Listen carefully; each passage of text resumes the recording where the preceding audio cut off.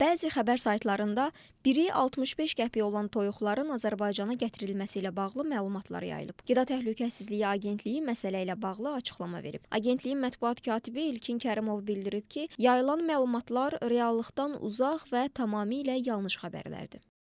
Azərbaycan Respublikasının Qida Təhlükəsizliyi Agentliyi Ümumdünya Heyvan Sağlamlığı Təşkilatından dünyadakı epizootik vəziyyətə uyğun olaraq müxtəlif zoonoz xəstəliklərlə bağlı daxil olan məlumatlar əsasında müvafiq qərarlar qəbul edir. O cümlədən də ölkədə epizootoloji vəziyyəti sabit saxlamaq üçün bəzi məhdudiyyətlər tətbiq edir. Bilək ki, Ümumdünya Heyvan Sağlamlığı Təşkilatının dünyadakı yüksək patogen quş qripi ilə bağlı vəziyyətin gərgin olması barədə rəsmi məlumatları və epizootoloji vəziyyət nəzərə alınaraq hələ 1 fevral 2022-ci il tarixdən ölkəmizə bir günlük cücələr istisna olmaqla diri toyuqların idxalına məhdudiyyət tətbiq olunub.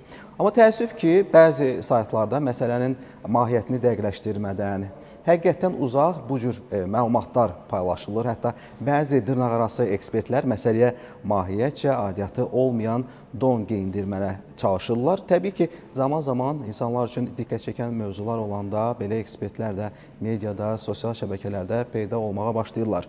İstənilən halda təsdiqlənməmiş belə açıqlamaların verilməsi yol verilməzdir.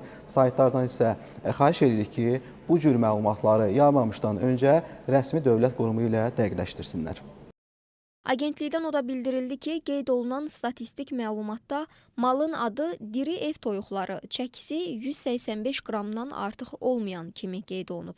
Bu, xarici iqtisadi fəaliyyətin mal nomenklatura kodu üzrə müəyyənləşmiş beynəlxalq addır. Məhsulun adından da göründüyü kimi, məlumatda 185 qramdan az çəkiyə malik və quşçuluq təsərrüfatları tərəfindən damazlıq məqsədi ilə gətirilmiş bir günlük cücələrdən bəhs olunur. Qeyd edək ki, bir günlük cücələr yalnız təsərrüfatlarda yetişdirilmək üçün gətirilir.